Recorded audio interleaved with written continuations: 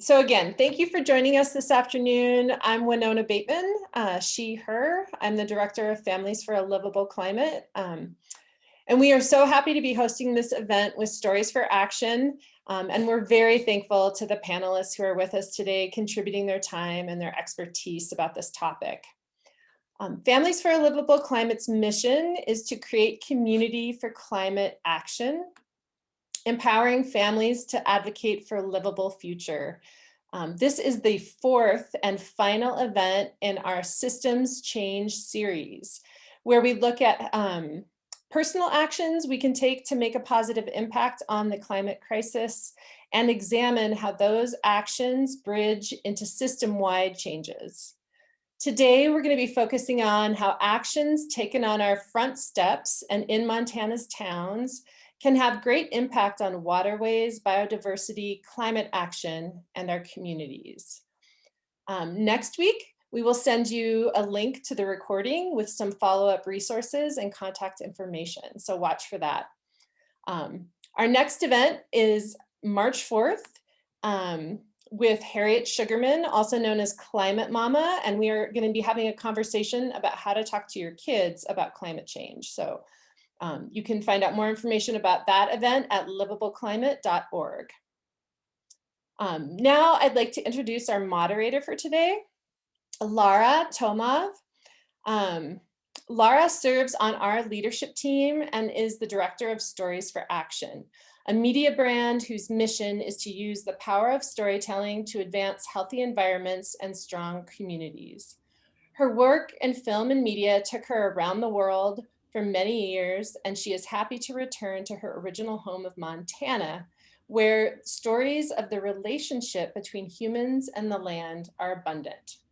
So I'm going to pass to Laura. Thanks again for joining us, and I'm going to let her take over. Thank you so much, Winona, and thank you so much to our panelists and all of you for tuning in to dive into these topics. Here in Montana, there's a great deal of conversation and action around our open wild lands, and that's rightfully so, but it's critical that we remember to look at what goes on in our residential and urban spaces. 80% of Montana's population lives in or within 50 miles of our major urban areas, and as our towns and residential developments inevitably will grow and can continue to expand, it's important to pay attention to how that expansion occurs. We have a real chance to get it right, and by taking the time and effort to implement some of the concepts which we'll discuss today, the way in which we grow can benefit public health, equity, infrastructure, cultural identity, wildlife corridors, and maintain the values that Montanans love this place to begin with. Before beginning with our speakers today, we'd like to acknowledge that the current urban and residential spaces of Montana are a result of the colonization of this land. And as we move forward, may we recognize the impact of this and find ways to respect and honor the land, our place within it, and the land's native inhabitants and stewards. We're very fortunate to have with us today Rose Bear-Don't-Walk to speak on her work with ecological and cultural connections to place. Rose is a member of the Bitterroot Salish and Apsaluke tribes, and we're grateful to have her give this acknowledgement to the lands that we reside upon.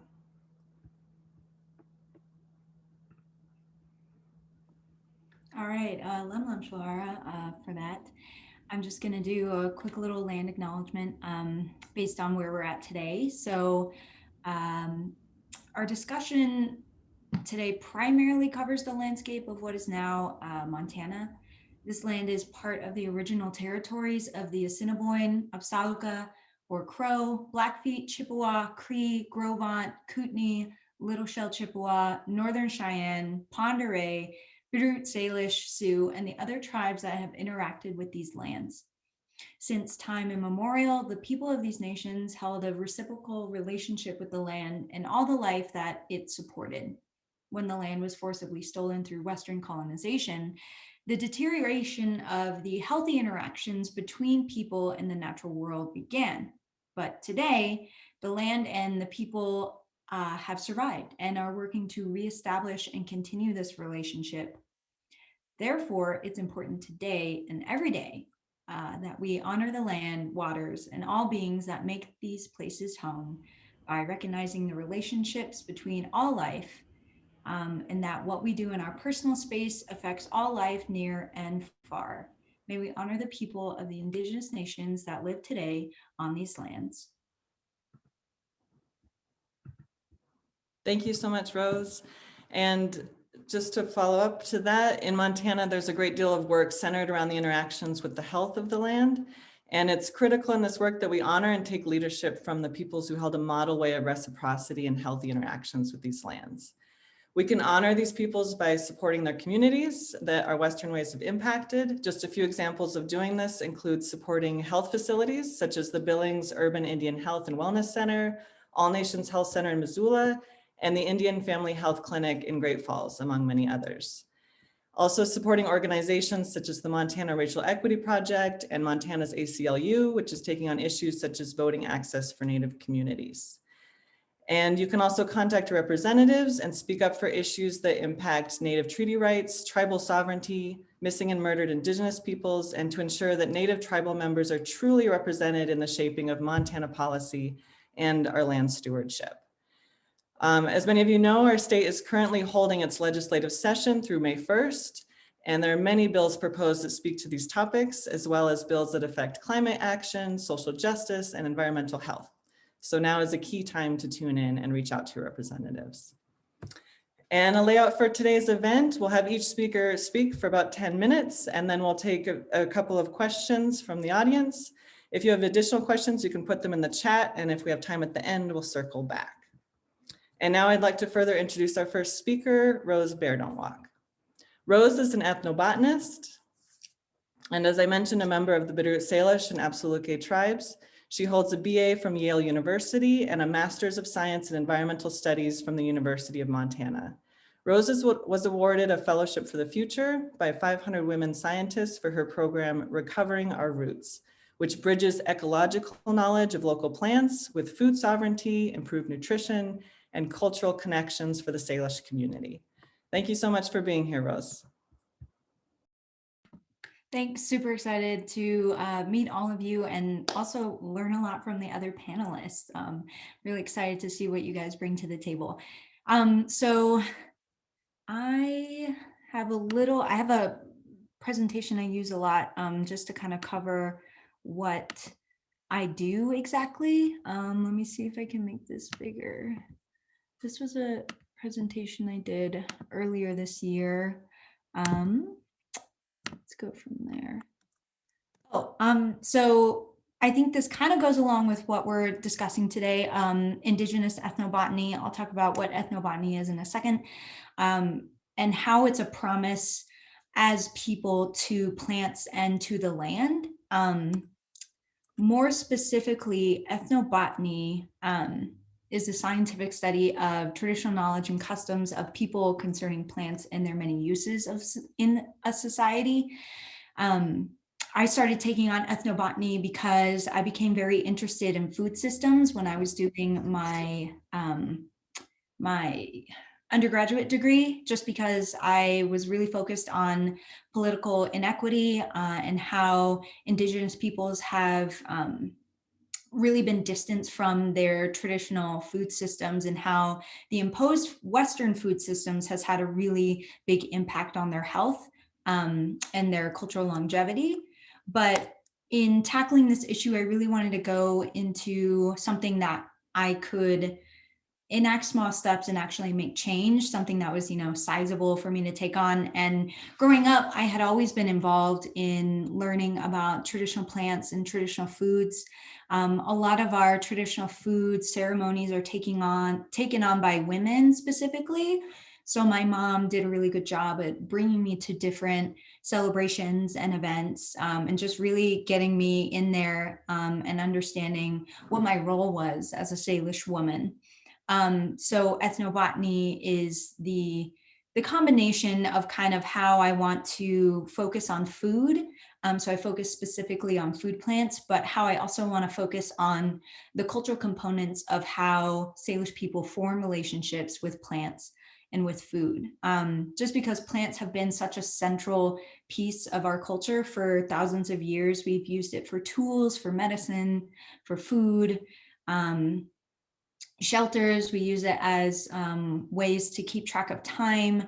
So there's just so many ways that plants have influenced our lives and our livelihoods. And I want to do that relationship justice by learning as much as I can about it, but also bringing that knowledge forward and making it more accessible to Salish people and non-natives as well, because I believe that when we form a relationship with a plant or with a land or a place, then we have more, I guess, responsibility in taking care of it, or we feel more connected to it. And so there's stake involved with it.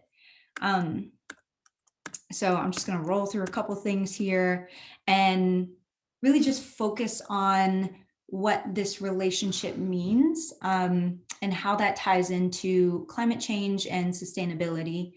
So when I was taking on this work, overall it's about improving the health of the people, but also how can we bring culture and tradition and language and traditional ecological knowledge in to infuse the relationship with the land and also improve the health at the same time. So I wrote a thesis about the relationship between Salish people and plants. And this is kind of a chart I created in that process in understanding, okay, well, our well-being is not just the Western idea of our bodies are in,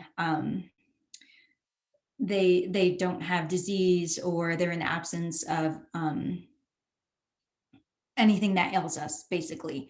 So in that description, we're really unwell. We have lots of high rates of chronic illness and nutritional related deficiencies. But when you talk to Salish people and when you talk to different Indigenous peoples across the state and across the country, you'll understand that their well-being is very intricately tied to the land and the health of the land, but also it's tied to how they're exercising their culture, how much of their identity is rooted in their culture and their traditions.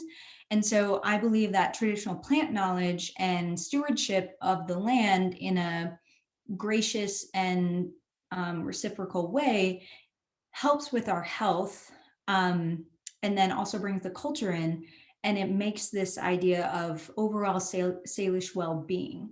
And so when we are well on our terms, we are taken care of by the land, but we're also taking care of the land, if that makes sense. And so I think when I am discussing, what it means to be sustainable and to live with a relationship in urban areas,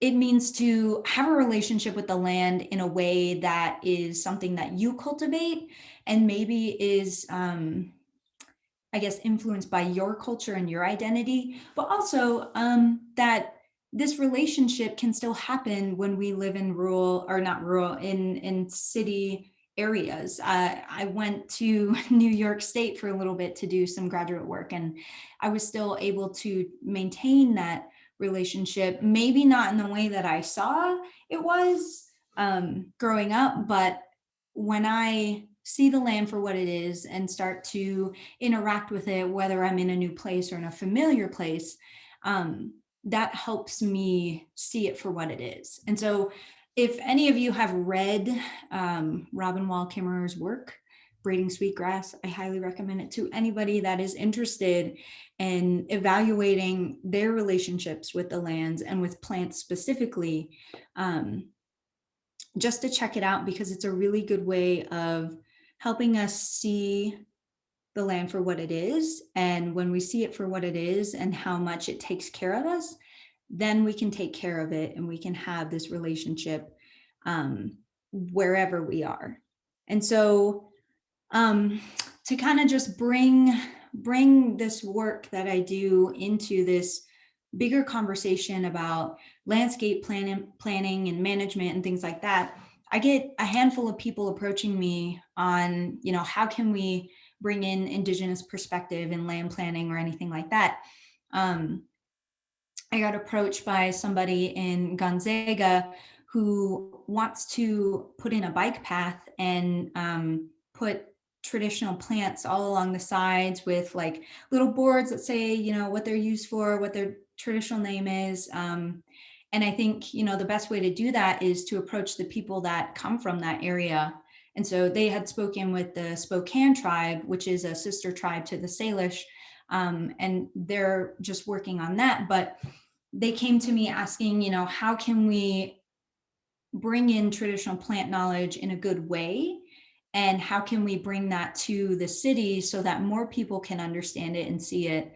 And I think just, doing land acknowledgements, but also like bringing in the people that are living and breathing that culture today, and having them be a focal point of the process. And so if, people have questions on how to do that, or if you want to have a further discussion, I'd be happy to talk about that. But really just like my work is how can we bring the idea and the livelihood of plants to our lives, and see them and reestablish this reciprocal relationship that my people and a lot of Indigenous peoples have had for a long, long time. And so, yeah, those were just a couple slides. Oh, wait, I like this one. Actually, I'll show you guys this one really quick. Oh no. I have to go all the way through it. Sorry. Ooh. So these concepts that I have here, these are things that are not just for Indigenous peoples.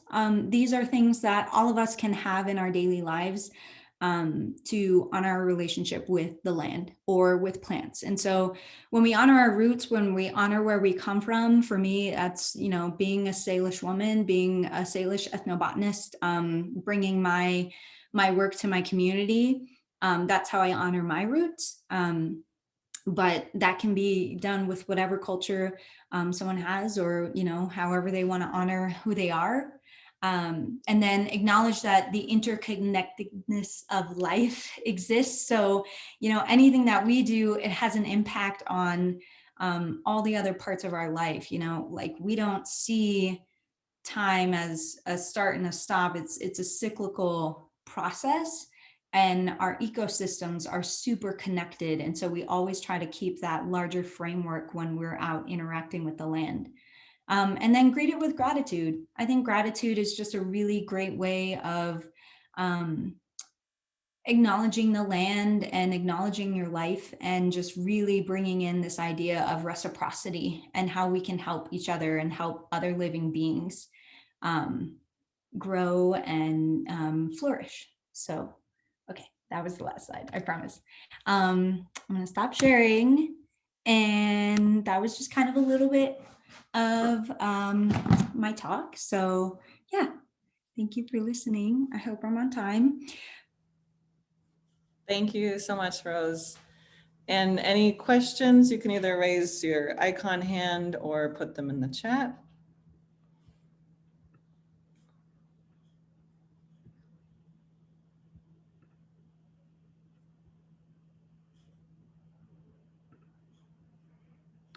Okay, and if things come up, you can also write them in the chat, and then we'll circle back at the end.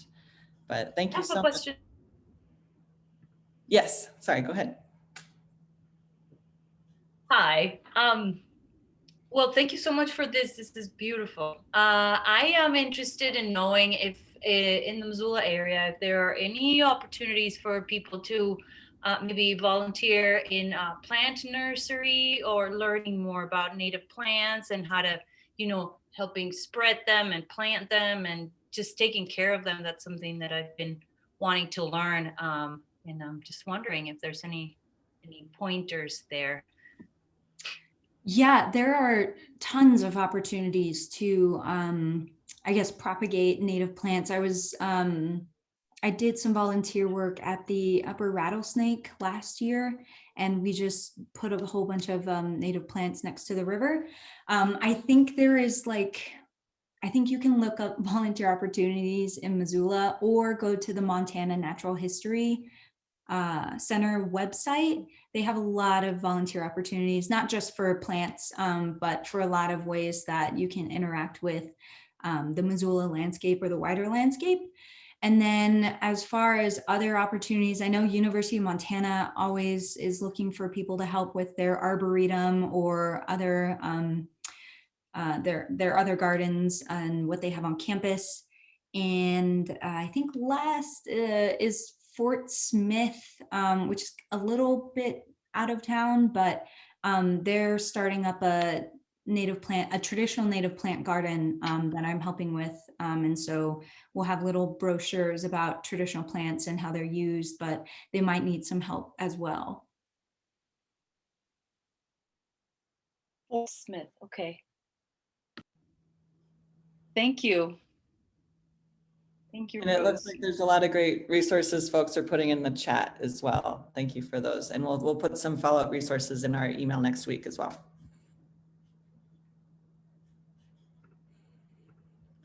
Thank you so much, Rose. And before we move on to our next speakers, I want to put a few facts out there for perspectives as we continue learning about the exciting potentials of what we can do with these domestic spaces. Over 50 million acres of land in the US has some form of mowed grass lawn on it, which is 3 times more than any irrigated crop in the country. Every year, Americans collectively spend about $30 billion on lawn care each year, use 200 million gallons of gas on mowing these lawns, and roughly 70 million pounds of pesticides. We also use nearly 3 trillion gallons of potable water, or 1/3 of all public water use on these lawns. So while this may be stunning, it is also exciting to imagine the opportunity that we have in transforming all of this space to create public and environmental benefits. So on that, we will move on to our next speaker, Naomi Aladev. Naomi is the Senior Montana Education Coordinator for the National Wildlife Federation. She oversees NWF's Certified Wildlife Habitat Program, which encourages the transition of lawns into habitats that are beneficial for wildlife and people alike. Naomi, I'll pass it to you. Great, thank you very much. I'm going to share my screen.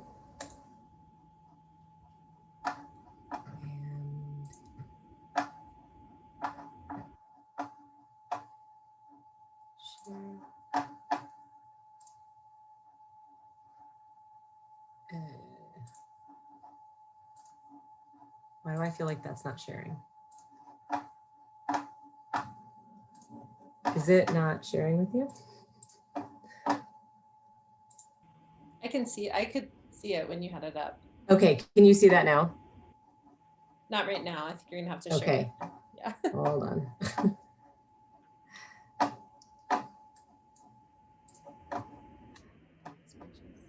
done this like 50 times. I can't.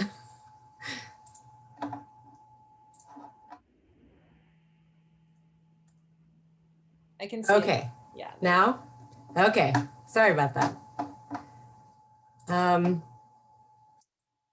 So remove everyone's pictures. Okay, so thank you very much.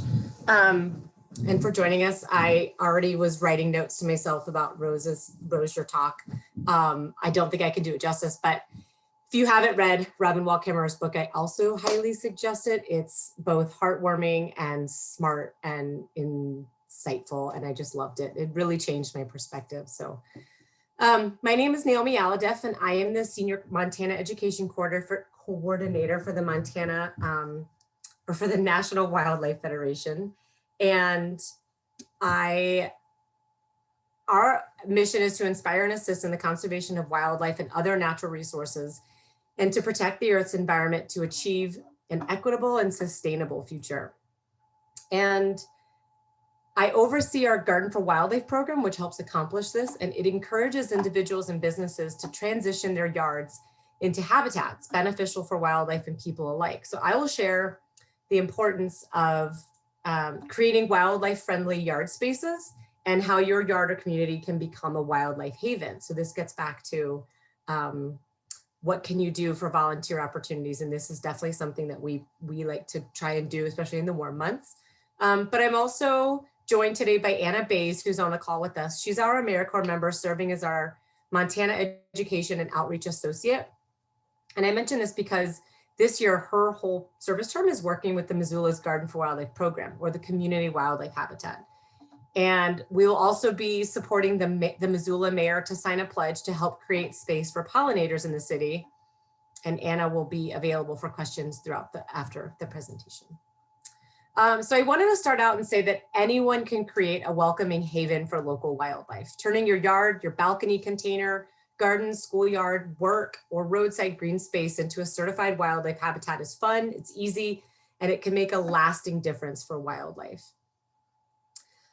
Missoula is made up of many gardens which are certified, and collectively that makes us a certified wildlife community, the only one in Montana, in fact. So Billings is registered and actively working towards their certification, and that team is led by our affiliate, the Montana Wildlife Federation. So we have a co-branded program and a co-branded sign. And according to NWF, we have more than 150,000 certified wildlife habitats across the country. They're outside schools, businesses, places of worship, community gardens, nature centers, apartments, and homes just like yours. And I'm really glad that Rose mentioned, but this is the picture of the Ethnobotany Garden on the University of Montana campus. Providing a sustainable habitat for wildlife begins with plants. So that's why we call it a wildlife habitat garden. When you plant native species wildlife depend on, you're planting with a purpose and creating habitat and restoring your local environment. So adding water resources and nesting boxes and other habitat features enhances the habitat value of your garden for wildlife. And lastly, by choosing natural gardening practices, you can make your yard a safe haven for wildlife. So how can you accomplish this? Chances are you're already doing many of these things. A certified space only needs 5 elements to increase wildlife and ecosystem health. That's food, water, cover, places to raise young, and sustainable gardening practices. And in this PowerPoint, which I'm happy to provide afterward, I have embedded all of the links if anyone's interested. But the first thing you'll need are 3 food sources. So native plants provide food eaten by a variety of wildlife. So feeders can supplement natural food sources. So some ideas include bird feeders, plants, which provide food through many seasons and especially through winter. Next is water. And of course, all animals need water to survive. Some of it is needed for bathing or breeding or both. Ideas include bird baths, a pond, even a nearby creek counts for your certification, which we have plenty of here in Missoula or in the county.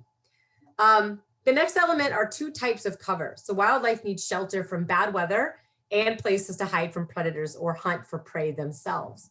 So examples could be shrubby plants. I always try to remember to keep it messy. Logs or standing foliage work, even a totem boat like the one pictured here. If you don't know what a totem boat is, that is a really fun kids activity. I'm happy to, Anna and I can assist with. The next element are 2 places to raise young, and that is wildlife need resources to reproduce, and to do this to protect and nourish their young. So in an urban setting, this could be a birdhouse, a small tree in a patio container, or a host plant for your local butterflies. Another one I like to think of is not sweeping up all of your leaves and leaving some refugia for little critters, especially in the winter. My Christmas tree is right out front in my front yard, probably to the chagrin of my neighbors, but underneath is sanctuary for even their tiniest critters, which are instrumental in a healthy ecosystem. Lastly is sustainable gardening. So using no chemicals. Maintain your yard or garden in natural ways to ensure the soil, air, and water stay healthy and clean. Less, or better yet, no chemicals, less mowing, less watering. I would say the hardest part is structuring your garden so it has all of these elements, but this is where Anna and I can assist you with ideas. And remember, a nearby creek or river counts as a water source. So why should we do this? forget the myriad reasons that Rose mentioned about cultural importance to people. In my culture, plants also have a strong cultural importance. But once you think about these 5 steps, when you put them together, the significance of creating a wildlife-friendly yard accomplishes several things. First, it empowers community members to increase their biodiversity, leading to more connectivity for wildlife. Second, every garden or small space counts, resulting in large-scale change. So the certification process helps you find and identify actions you can easily implement, leading to big change. And third, rapid and large-scale changes to our lands and waters means wildlife are losing the habitat they once knew. So every habitat garden is a step in the right direction for wildlife. Like, I know in Missoula, deer are not necessarily welcome in urban settings, but they are wildlife. But if you must block them out, think about smaller critters, butterflies, birds, amphibians, who are incredibly vital. So how can you do this? Certifying your space provides an economical effect in our community. A $20 fee supports NWS programs to inspire others to make a difference and address the issues leading to declining habitat for wildlife nationwide. But of that, a $5 portion of your fee also supports work for local wildlife right here in Montana and my programming, including having an annual AmeriCorps member like Anna. It's a great way to share with others your commitment to a more natural future. And if you want to get on the bandwagon, Missoula City Hall is also certified, but so is the Ethnobotany Garden. And finally, the benefits for people, which are immense, and I could never begin to list them all. But an ambitious 4-year study funded by the National Science Foundation suggests wildlife gardening, if adopted on a wide scale, boosts biodiversity, the variety of life that gives ecosystems their resiliency. Additionally, it's been shown private residential property makes up 1/3 of the urban landscape, and studies show the impact of wildlife gardening is substantial. Other literature shows that habitat owners spend more time outside, overall increased oxygen producing vegetation, visual interest and color of their active wildlife garden, tree coverage had beneficial effects on both people and the ecosystem. So certified wildlife habitats resulted in high percentages of 5 things. Wildlife were more present on certified places, indicator species. And an indicator species is a species that's most affected by disturbances to ecosystems and can act as an index of ecosystem health. So that would be like monarch butterflies, bumblebees, and frogs. Tree coverage was also higher. In fact, NWF found that the certified wildlife habitats collectively sequestered 811 metric tons of carbon dioxide annually, more than their non-certified counterparts. More native plants were found, and water conservation was easier to maintain. So some of the other benefits is you get a 1-year membership to NWF and the magazine, which if you don't see our magazine, it's phenomenal. 10% off the catalog, a subscription to our Garden for Wildlife newsletter, and you get the exclusive option to purchase a very nice, attractive co-branded sign, which is on this picture here. Normally they're 30, but I have them here in Missoula for 10, which of course means you don't have to have it shipped. Though the sign won't help you attract more wildlife, because animals can't read, at least not English, it might inspire neighbors to create their own wildlife habitat. The sign is a useful way to start conversations with your neighbors. Teach them the joys of nature, of sharing your space with birds, butterflies, pollinators, amphibians, and other critters. And finally, purchasing your sign is a great way to support these organizations who are doing great work in protecting our wildlife. So I know I'm probably out of time, but I threw a bunch of information at you. And if you would like to certify your space or learn more, please visit our website. Feel free to ask Anna or myself. Anna is available for community events related to our watershed and certified gardens. This means the Wild Walk, which we hopefully will be there if the vaccine comes around. And our contact information is in there. If you would like any assistance unpacking all of this, there is a mocktail and a cocktail guide. And that's it. So thank you. Thank you so much, Naomi. Wonderful. And I will attest that it is very educational to go on and get your yard certified. I've done it, and made changes to do it, and it's easy and educational and a great process. So thank you, Naomi, and your team for making that happen. Yeah, my pleasure. Thank you. And any questions for Naomi at this time? Yes, Winona. Okay, thank you. That was great. I do have a question. So how do we encourage housing development developers to engage with these concepts? So for example, I live right next door to a huge condo development that is on Rattlesnake Creek. Mhm. And to be quite honest, it is a dead zone. I have a pollinator friendly yard. I have tons of pollinators and critters. And when I go for a walk through the neighboring kind of development, there are no birds, there are no butterflies, there are no bees there. And it's right next to Rattlesnake Creek. So, and there are constantly lawn people there spraying, and I don't shame or blame anyone living there, but I'm just really curious about that. That's a great question. I thought about this too. So NWF has partnered with a developer in the Northwest. So unfortunately, they're not here in Montana. And they are like a big time commercial developer, and we've partnered with them to do just that. So I think, I don't know the magic answer, but one way we are trying to combat that is to develop sort of high level partnerships with developers. I said the same word twice. Locally, Homeward is doing that. When they build their houses or units, or I think they're like renovating a big building in Billings, like when they do theirs around Montana, they do think about that. So I would say they're a phenomenal local state and local organization that does take that into consideration.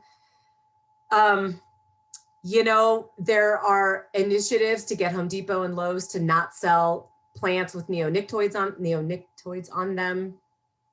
Will they do it? Maybe. I would say it's a really tough one. I would say, I think buying from nurseries that promote those healthy plants and also promote native plants is the best way to put your dollar to use. And I agree, I can't shame people for living in that development.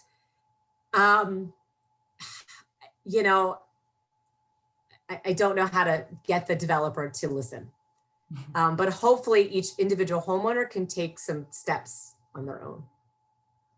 Yeah, maybe reaching out and getting to know the kind of entity that controls decisions for the condo group, and forming a relationship and seeing if we can shift them. And we also, like, for instance, the Grant Creek area has like 1 or 2 HOAs, and we have a relationship with them and talk about like how they don't mow as much, or how can they reduce the frequency of mowing. So I think getting in with, like, we also do a lot of meetings with the neighborhood councils. I try to be on those as much as possible and weigh in. I've gone to city council meetings and weigh in with my North Side ward people and say, like, it's not a dead zone, but there's like an empty lot over by my house, and we're working on making that just go guerrilla gardening, hopefully with permission, which is arguably not guerrilla gardening, but that's the best I know what to do.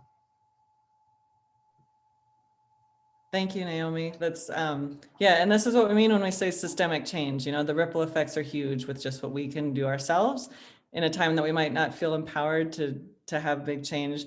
This is it. And there's huge ripple effects with all these things. And that includes talking to your neighborhood councils and city councils and sharing this recording when we put it out next week. All of these topics here today are really important for city councils to be involved with, and putting forth in all things that happen within their towns and cities. And that includes our, what we can do with our food systems and our lawns and our community spaces to be used for that. Huge ripple effects. And with that, we'll move on to Kareen ERBE with Broken Ground.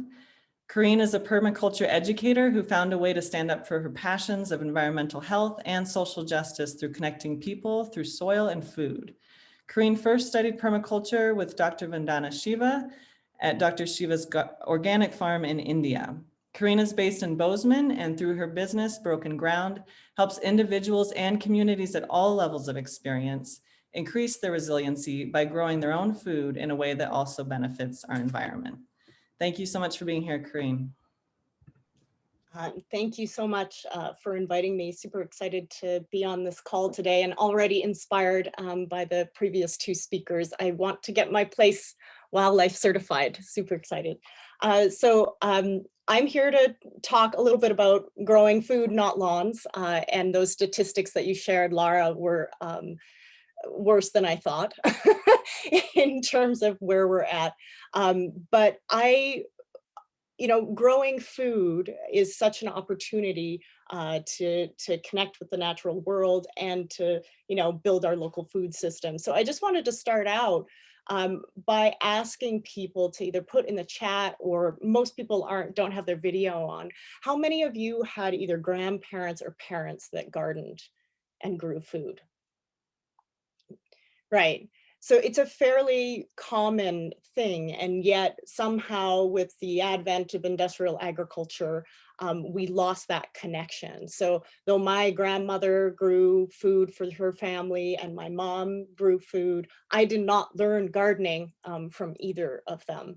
And so I went to someone like myself to learn how to grow food. So this reconnection and this interest and increasing interest in growing local food is a real opportunity, especially since the pandemic. So I'm going to go ahead and share my screen and share just a few slides with you.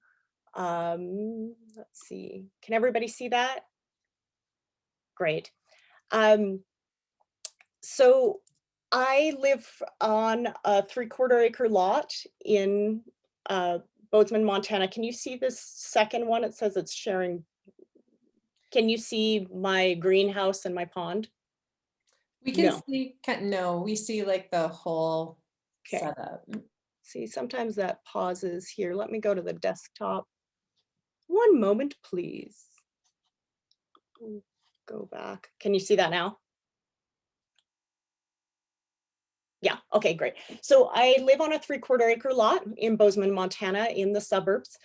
We have a greenhouse, we have a pond, we have large annual gardens, we have fruit trees and berry bushes on our site, we have chickens, and we manage to grow a good portion of our own food. My husband is a hunter as well, so together with the wild game meat and the fruit and vegetables that come off of our property, we can grow a good portion of our food.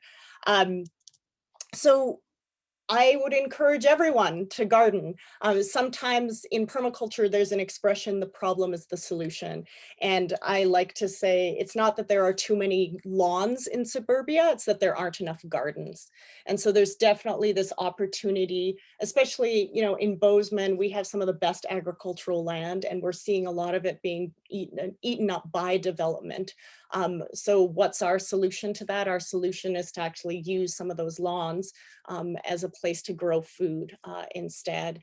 And we all know there's so many benefits to actually gardening, right? We're increasing our food security, and that's becoming increasingly relevant right now during the pandemic. It's building strength. It's, you're outside.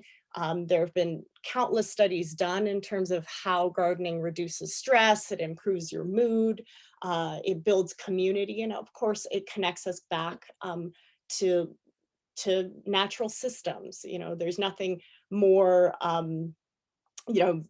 growing your own food is a very easy way to connect someone to their land and to their place. So I just wanted to quickly, for those of you who are new to gardening, just go over, like, if you are a homeowner that has a lawn in the suburbs or has a small lawn, I would highly encourage you to garden. And I'll just go through this really quickly. And then there's a lot of resources on my website if you want more information. But I like to give people 5 tips. Sun, soil, seeds, start small and stay close. So again, you want a south-facing spot. on your property that has at least 6 to 8 hours of sunlight, preferably 8 to 10, if you want to grow vegetables or fruit, and you do want to design and plan according to those sun and shade patterns. And again, this is just a good example of, you know, you have the winter sun and the summer sun.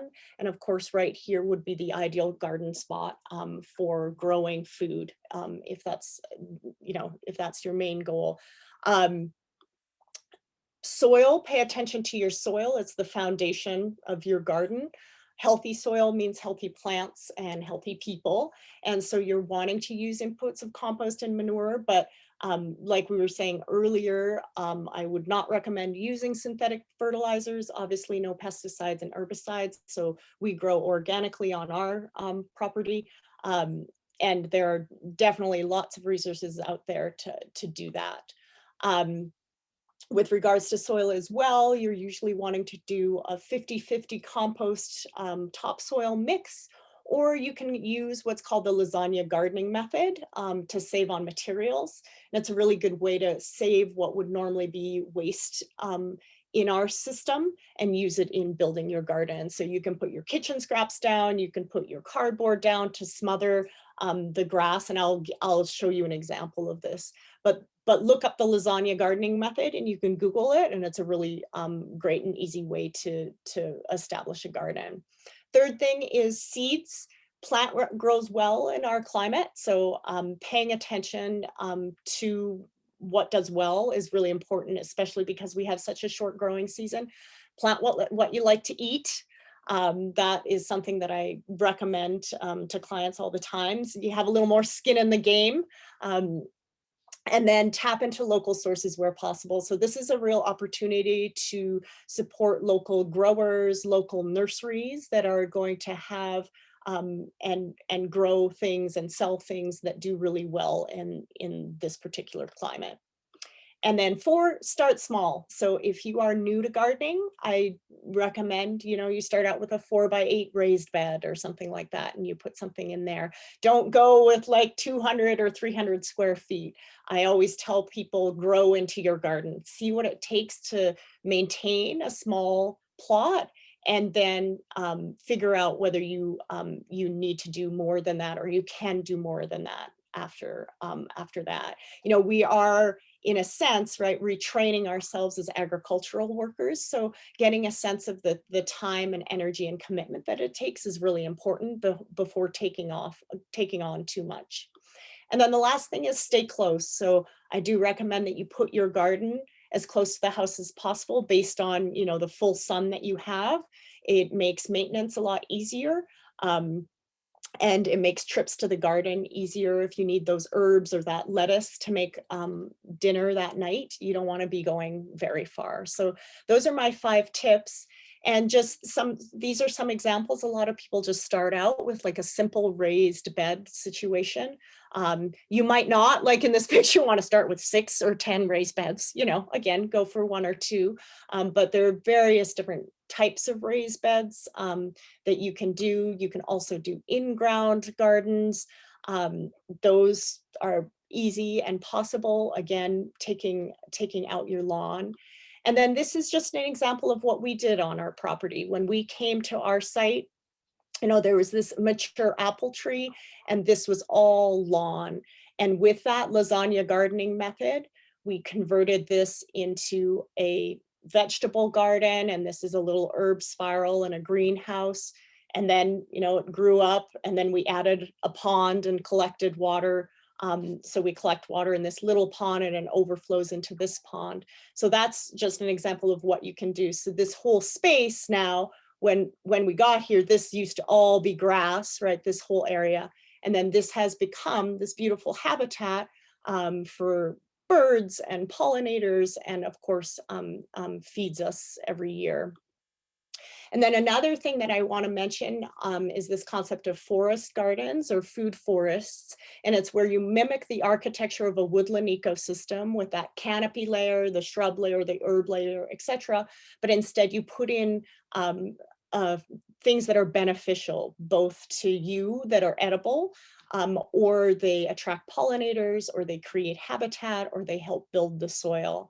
And so in our case, we did the same thing in another part of our property where when we got there, it was just lawn again.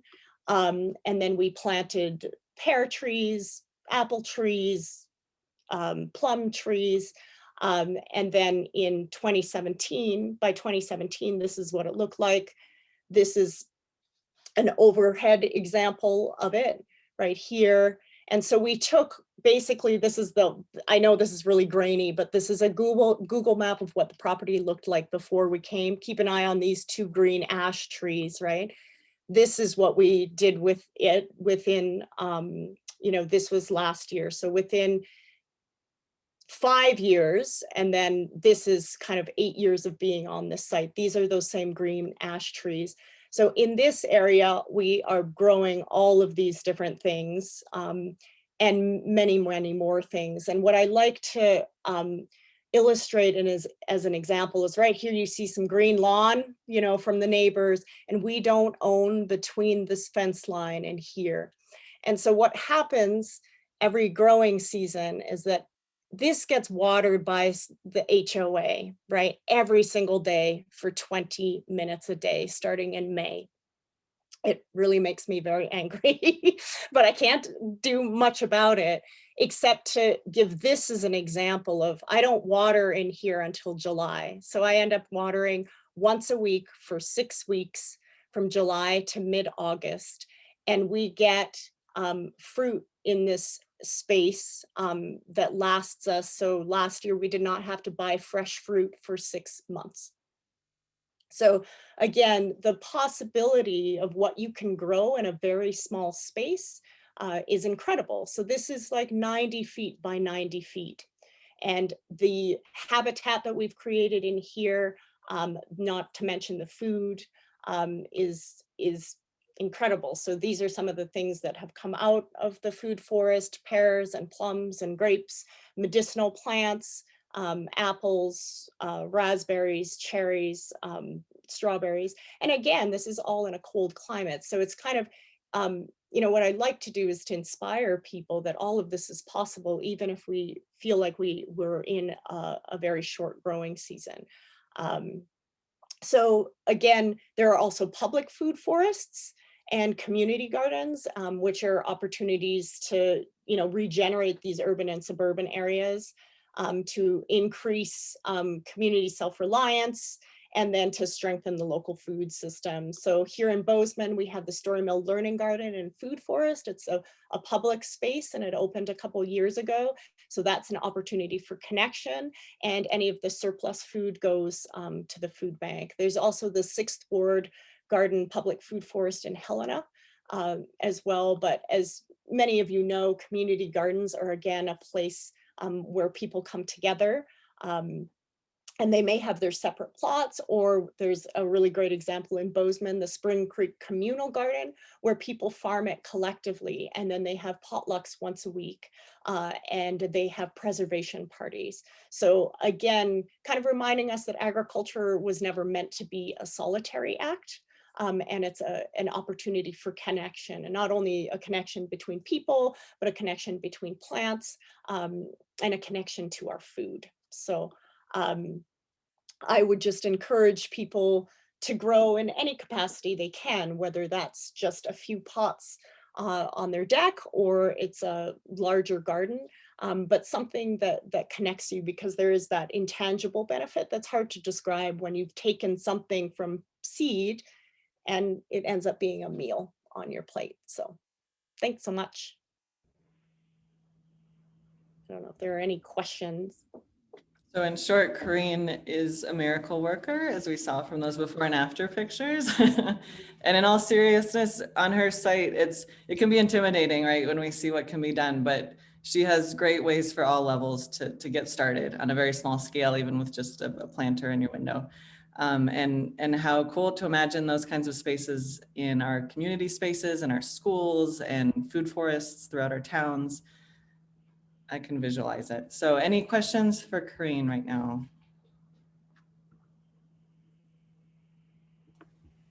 So when you're in Bozeman, is that right? Mm-hmm. Yeah. Okay, so I'm gonna come and visit and take a tour of your yard. I'd love that. Yeah, yeah.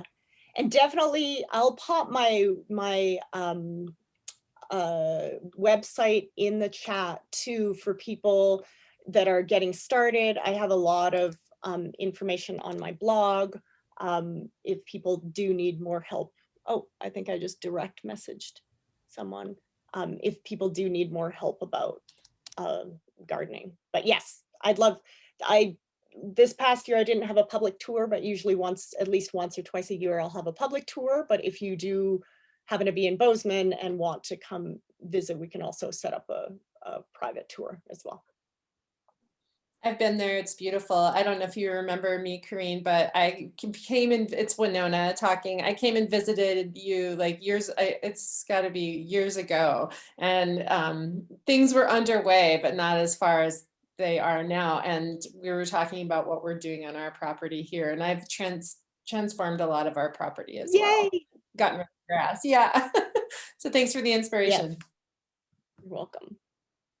Thank you, Kareen, and great options for communities as well to get together, and so many benefits. And moving on to some other amazing work that can be done throughout our communities. We have Jamie Kirby, and Jamie is with DNRC's Urban and Community Forestry program.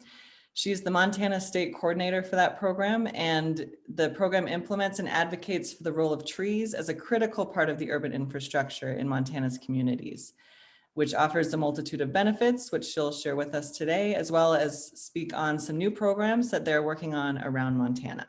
Thank you for being here, Jamie.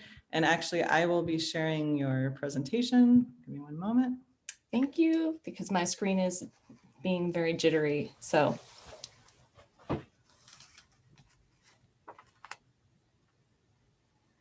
Here we are. And so I'll just say next, and we'll go into the next slide when Cool, sounds good. we'll work as a team. Okay, sounds good. Awesome introduction, thank you. And I cannot believe I'm following such amazing rock stars, and I've taken notes from every one of you, and I cannot wait to collab. This is great. So this is just all complimentary. I feel like this is fantastic information. Montana's Urban Forestry program, I had to put my spin on it and call it Leaf It Wild. So we'll just go ahead and jump right in here to the next slide. So what is urban forestry? At the most simplest terms, it's all trees and shrubs in populated areas. So think about parks, backyards, boulevards, and 80% of Americans live in an urban area. And by that, we're talking about 2,500 in population, so anything above that. And many of Montana's communities are below this actual 2,500 mark, but more think about the streets and the roads, the sidewalks, and the buildings that create an urban area. I like to say in Montana, if your town has a church and a bar, you're in an urban area. So therefore, any trees that are in that town are part of the urban forest.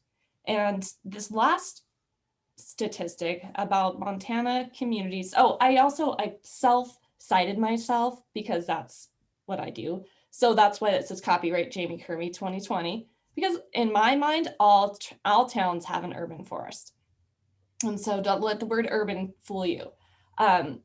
So this last bullet about Montana communities covering 2.6% of the state's landmass.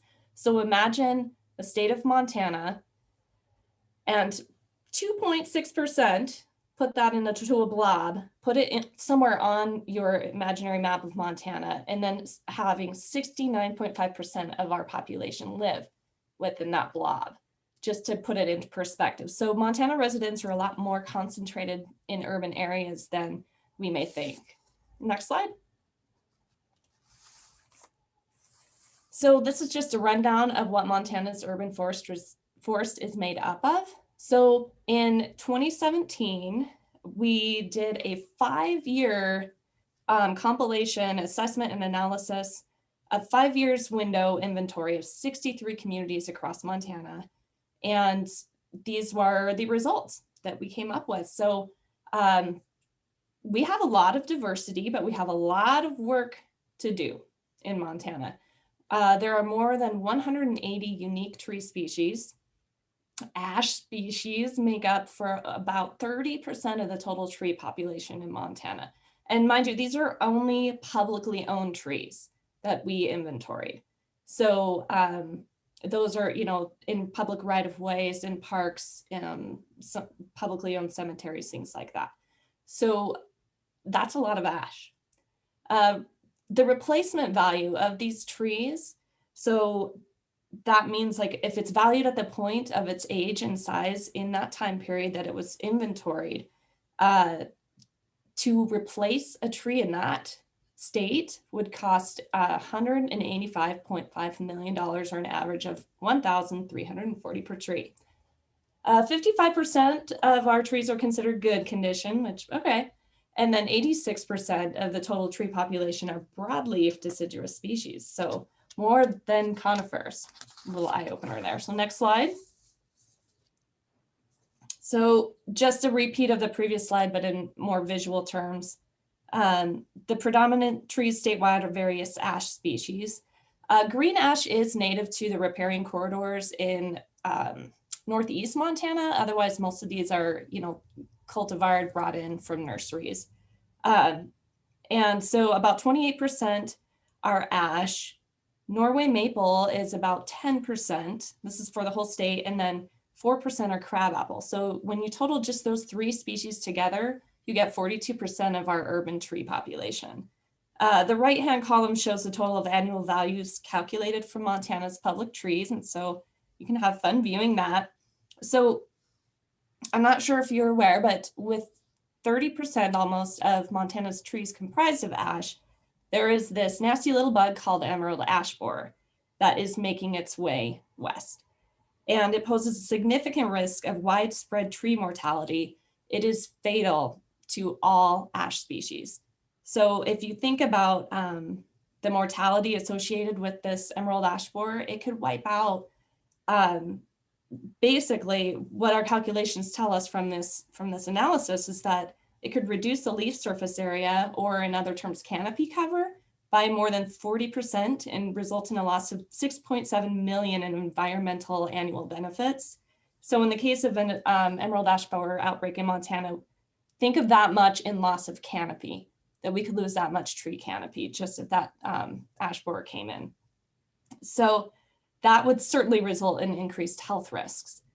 Studies are proving that the tree-human health connection is vital. So in eastern states where the emerald ash borer problems have devastated some of these communities and neighborhoods, the recent research is showing that the loss of trees has resulted in increased respiratory issues.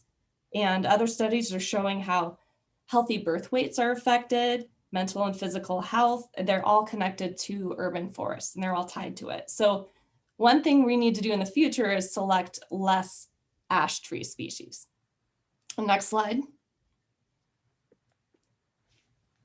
So just another way to show this visually is we put price tags on some of our trees and show what their values are.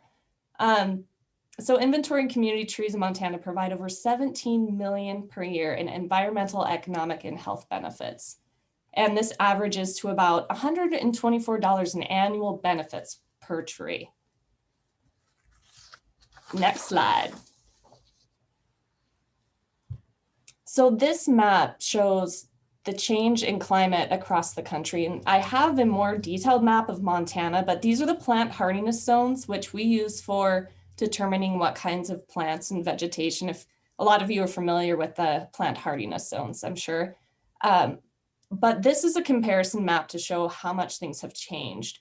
So, colder climate zones, if you'll notice in the Montana and the northern area, are sort of receding, like the receding high line, I'll call it. And so what we're looking at is we have to look at what trees and what species our entire population of trees, native, non-native, all of that, what kind of hardiness factors we can do now with the change in climate. And I'll talk about the silver lining is that, besides that, our planting seasons are longer, our growing seasons are longer. I'm asking people to try some new species, and that's kind of taking a risk, but we're getting to that point now to try that. So If you ever want to try to plant like an orange or banana tree, probably not. But I mean, if you really want to, go for it. I am all for it. So just talk to me about that. So while you're looking at this, just run through the quick benefits of trees. I have to give my spiel. So we all have a collective need for trees. We have a strong tie to them, and studies even show that there's a quicker recovery of hospital patients when a room offers a view of trees.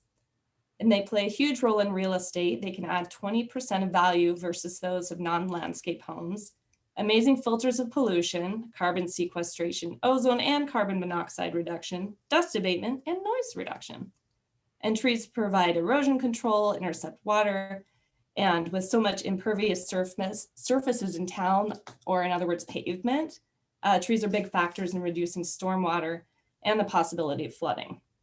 Wind speed and even direction can be affected by trees, which helps protect people, animals, and buildings. And they lower electricity bills in both summer and winter, such as air conditioning costs and heating costs, which creates that insulation and windbreak effect. So next slide. Oh, this one was a live one. It's an animated one. I don't think we'll be able to do it.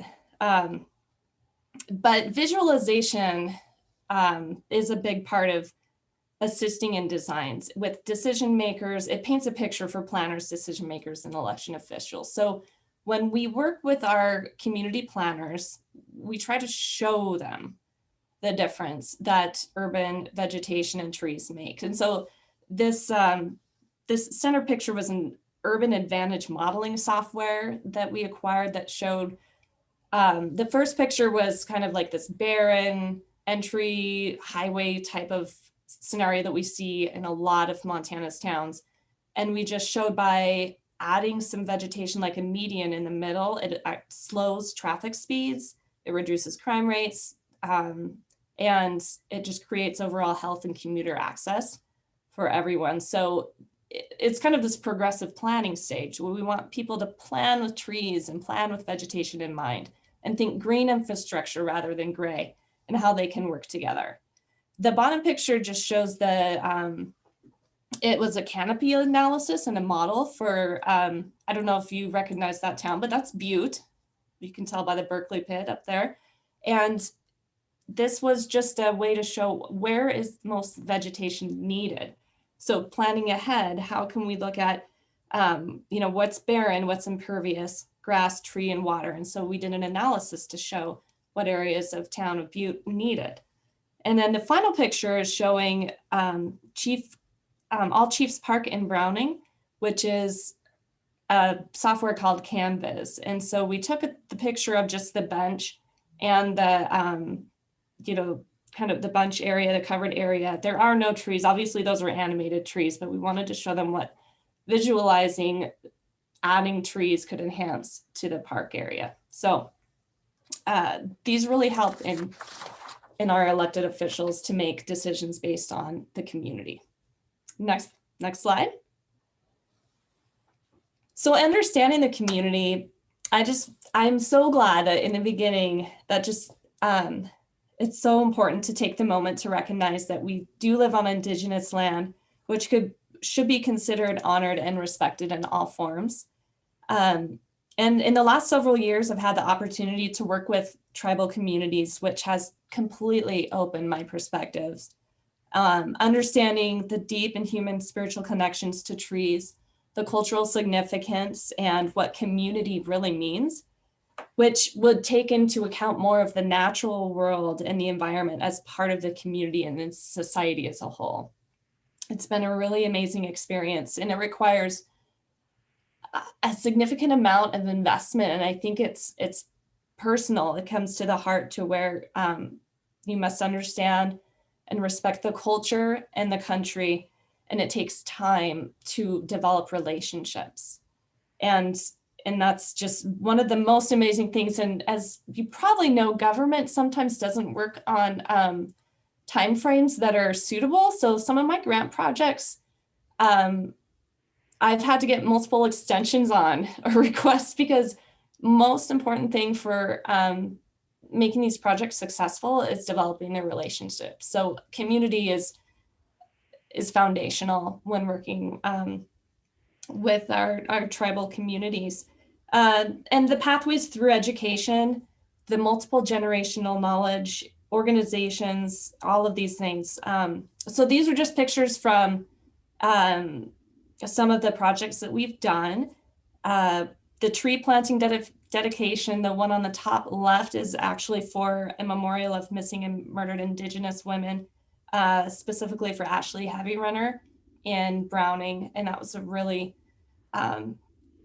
impactful experience. And the picture on the right is a youth and community involvement event in Pryor, Montana. And on the bottom is the annual Day of Honor for the Chief Plenty-Coup State Park. So next slide. So like I said, with the mutual learning, our program in working with the tribal communities is growing, and it's gaining a lot of momentum. And using all of these ideas, we're thinking larger, not just planting trees in a park, or what we're thinking more like, how do we make sure that the youth are included, involved, and that we use add dimensions to tie the human element to trees, involving the health sector or special tree projects. So agroforestry work on the Blackfeet is one work that the first project that I really worked on a few years ago. And we're all really proud to say that they are the first tribal tree campus USA in the entire nation. And they still hold that status today, which is awesome. Yeah. And we work with them to use species of cultural significance for different functions and for purposes in learning. And there's hands-on learning and growing interpretive space at the Polson schools on the Flathead, the Confederated Salish and Kootenai tribes. And the school teacher there is fantastic, and we're working on creating an edible forest garden. So again, this is all just so exciting to hear and learn more about how we can keep working together on this. In the Chief Plenty-Coup State Park, we are working on reinvigorating their apple tree orchard. If you're aware of some of the history with Chief Plenty-Coup and his apple trees, we actually have a special species named now the Chief Plenty-Coup apple tree. And so we recognize that as the first, species cultivar of its kind. So there is also tree and a vegetation area for acclimation and transplanting in Fort Belknap that we're working on.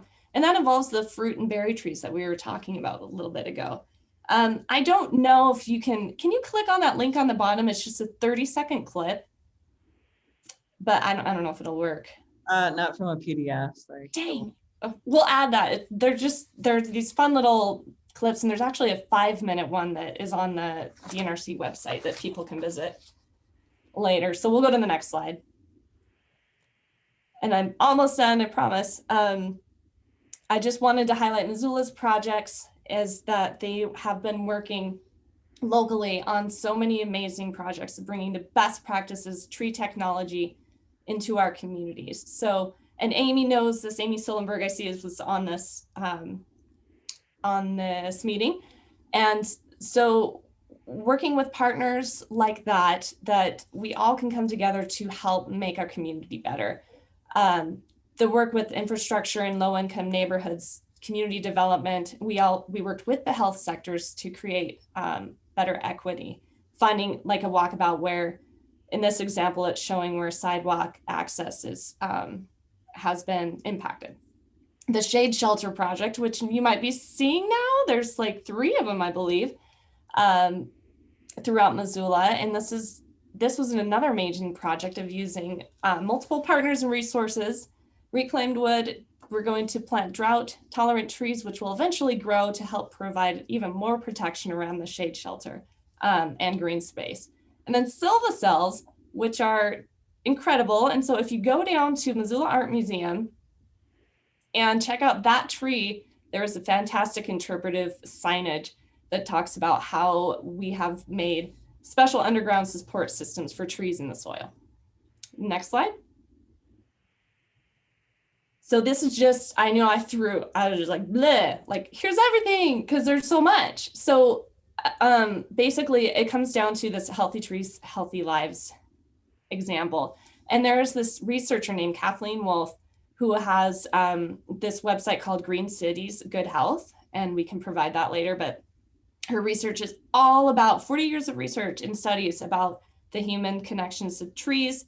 She talks about healing gardens, which is a picture I included here, is patient recovery areas. People with PTSD, they actually find that that is a calming meditative area. And I'd like to get some in Missoula and trying to work with the healthcare community here to get that going. And the Shinrin Yoku, if you've ever heard of that, that's a thing, and it is real and it is amazing. And we are working on bringing some of those meditative practices, like doing a Zoom meeting once in a while and seeing if we can get, it's forest bathing, it's taking that intentional walk through trees, and it's prescribed in Asia. And I'm like, let's get some prescriptions going here. And, trees are the cure. So, and then of course, all of the Vibrant Cities Lab is all the graphics on the bottoms. iTree Tools is where you can go and you can actually click on your own house and determine the best place to plant a tree that will provide the most shade or shelter or whatever you need. It'll determine the angle of the sun and get the best growth. So all those resources. And I think the last slide is just for questions, if I even have any time for that. Probably not. Thank you so much, Jamie. That is fantastic, and so much. And as we're seeing with all these things, the ripple effects are huge. And the importance of paying attention to creating safe public spaces in our towns for those of all communities, including underserved communities. It's so important, and for all the other reasons you mentioned. And we will move on to our next speaker, Kyra, and speaking with safe public spaces. One moment.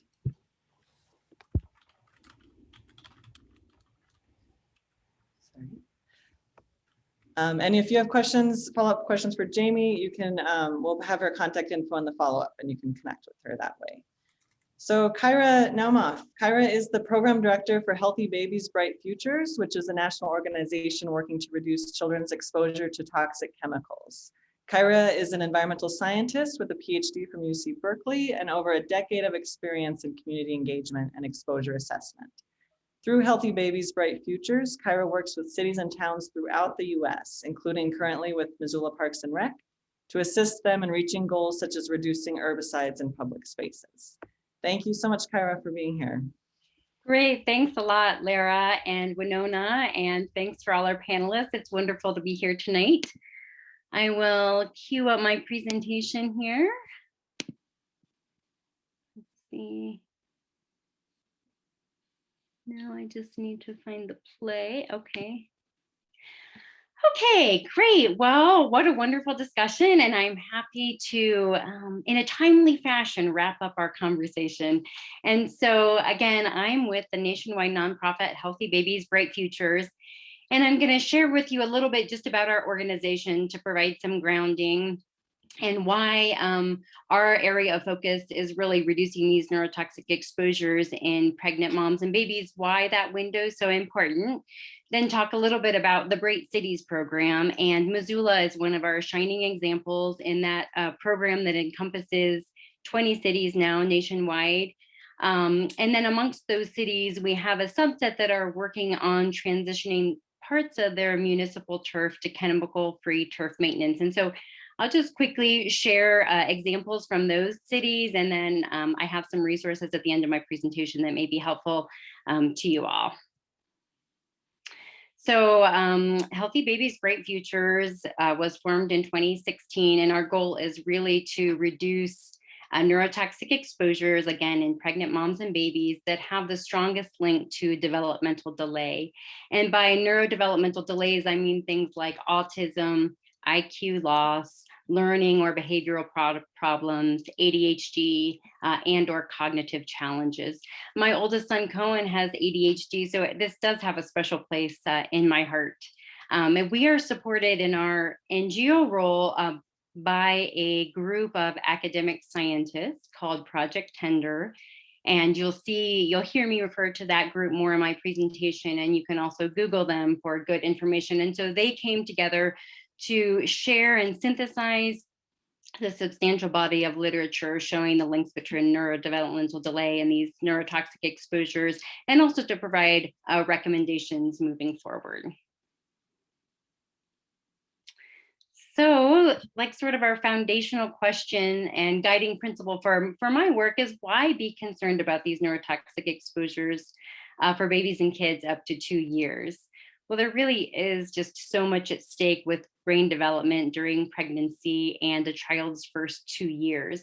These are really the super precious moments that set the stage for the rest of a child's life. During the first few years of life, a child develops neural connections at the incredible rate of 1 million per second. Whether or not these connections thrive or weaken creates what the Harvard University Center on the Developing Child calls the architecture of your child's brain, a foundation with lasting impacts for his or her future. And of course, like the foundation that your house is built on, stronger connections early in life lead to more functional brains. During early formation, the brain forms more connections than it needs, and with time and experience, it prunes back these unneeded connections. So while exposures to neurotoxins like lead, arsenic, mercury, pesticides, phthalates, and others are not the sole cause for lifelong learning and disability, they are amongst the most preventable. And I've included just a couple of examples here. HBBF, our organization, sells 3 sample lead and water testing kits. And so you can purchase those from the website, or sometimes we provide those to cities. And when you send your water samples back, you get a customized recommendation for your home about how to mitigate lead. And so I have a quote here for how those test results, impacted a person. And many of you, or all of you, may have heard that, arsenic is quite often found in rice-based foods.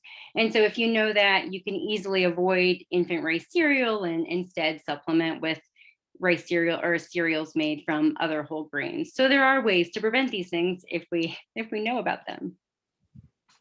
So now I'm going to move on to my specific program. Within Healthy Babies Bright Futures, we have 3 ways that we try to provide action. One is strategic partnerships and research. The second is communications and lifting up work in the field. And the third is really working with cities in the Bright Cities program. Whoops, let's see if I can go back. So we work with cities because cities can often drive change more rapidly than the state or federal levels. And in a nutshell, what Bright Cities does is provides grants to cities and community-based partners. And typically these grants range from $5,000 to $35,000 to work on a tailored initiative with the city to support a neurotoxic exposure reduction that is important in that city. So the picture here is from Columbia, South Carolina, and they actually did 4 different projects. One was tree planting, and then one was, in this picture here, a community cooking demonstration about how to cook healthy with less toxic foods, i.e. organic foods, or the clean 15 foods that aren't organic but typically don't have a lot of pesticide residues. So we really try to be flexible and work within a city's interests. Right now, as I said, we have about 20 Bright Cities, and we're planning to recruit 10 more this year. And our goal is to really scale up neurotoxic strategies to reduce neurotoxic exposures, in part by integrating these strategies into community sustainability, resilience, and/or climate planning. And so much of the work that we've talked about today dovetails very nicely with projects that I'm working on amongst these cities, and we're always looking to try to maximize the co-benefits associated with our projects. And just to give you the photos, You can see Salem, Massachusetts, similar to some of the projects I heard today. They had an old ball field in a park that had never been developed. And so they took that over as a community garden that does also have the community food forest and providing free organic food. Other projects provide home kits to use non-toxic cleaning. The child laying down on the mat is a toxic-free nap mat. And training was provided in childcare centers in Anchorage and San Francisco. That adorable little girl with the yellow dress is from Minneapolis, and the city there gave baby food away to organizations that were interested. So specifically today was to talk about pesticides, and now I've gotten to that point. And I'm sure many of us, or all of us here, are familiar with, the cons of pesticides. I've included two academic quotes here. Those individuals are also members of Project Tender, our founding academic support group. They also advise on a nationwide nonprofit called Non-Toxic Neighborhoods.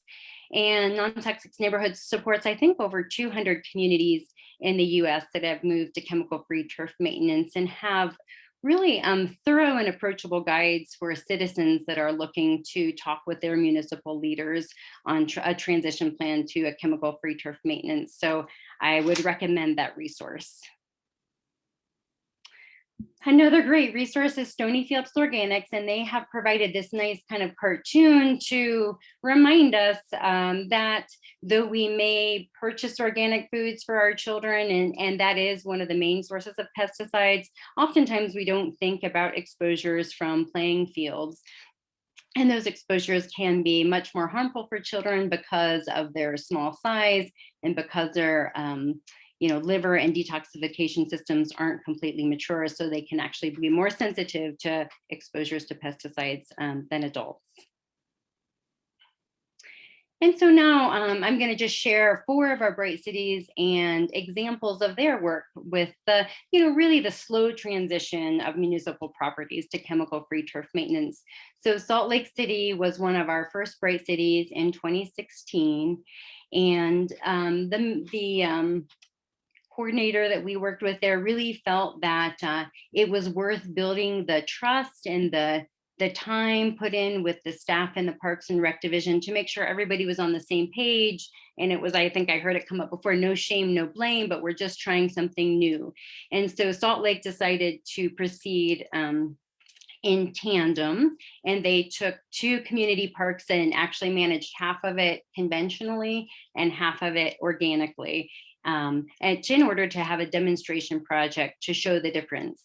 In retrospect, the sustainability manager, Bridget, thought that probably wasn't necessary and they could have gone straight to just trying a new management practice. But at the time, that's what they decided to do. And in tandem, they launched this pesticide-free Salt Lake City, or SLC, website where citizens could take a pledge to be pesticide-free at home. I think they had over 300 people sign up for the signs. And the project is, continuing to grow as we speak.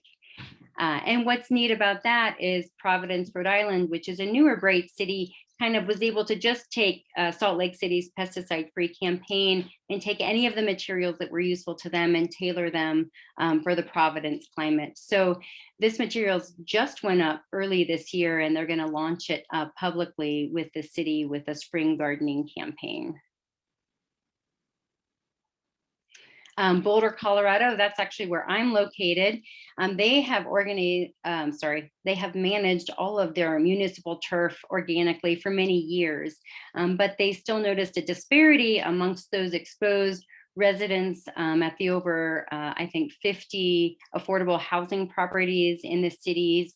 Those residents were not managed organically. And so our Bright Cities project in Boulder is starting the transition of those soils. And as I've heard others speak about the kind of the foundation of this principle, the foundation of this process is increasing the microbial health of the soil to encourage healthier turf.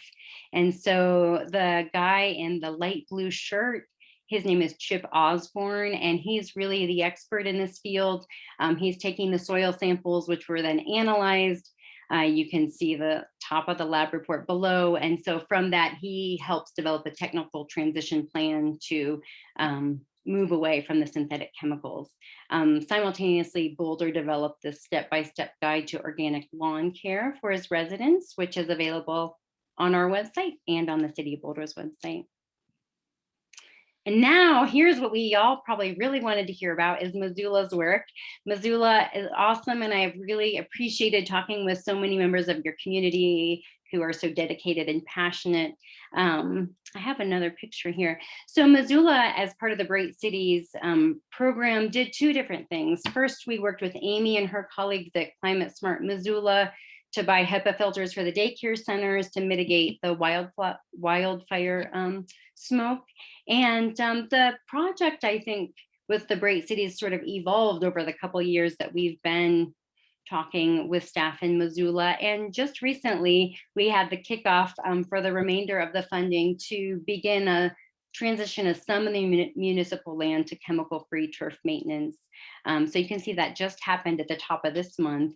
And you know, we've had very preliminary but exciting conversations about what sites to select, when to do the soil testing, and how to engage community and sort of manage expectations to do this in a way that we get to where we want to be, but also to acknowledge the challenges with particularly budget and just bringing everybody along.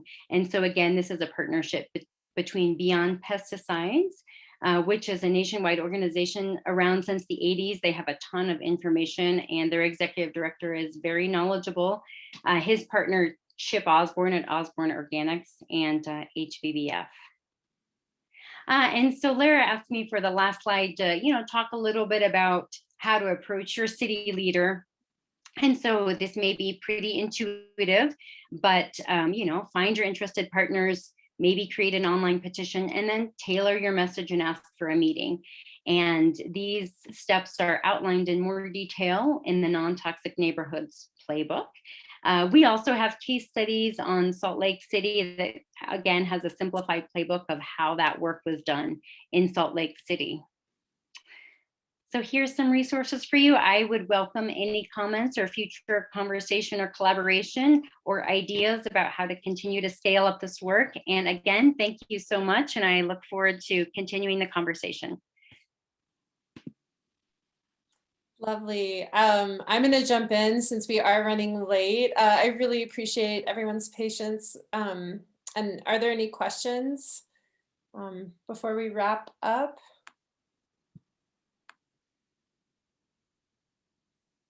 Okay. Kyra, thank you. That was, especially for me with my condo neighbors, I'm inspired to look into these resources and start developing a plan for our neighborhood and reducing the chemicals used here. I noticed the impact of herbicide on my onions. My onions don't bulb up because of certain chemical use. And that's because all around me, my neighbors are spraying them. So I'm inspired. Thank you. Thank you to all of our panelists for sharing your time and expertise today. This was really interesting, and I'm sorry we've gone a little bit over, but that's what happens when we're packing a lot of great information and hopefully providing a really inspiring event. Next week, we are going to email all the people who have registered a link to the recording, as well as resources from the panelists and contact information. So you'll be able to get in touch.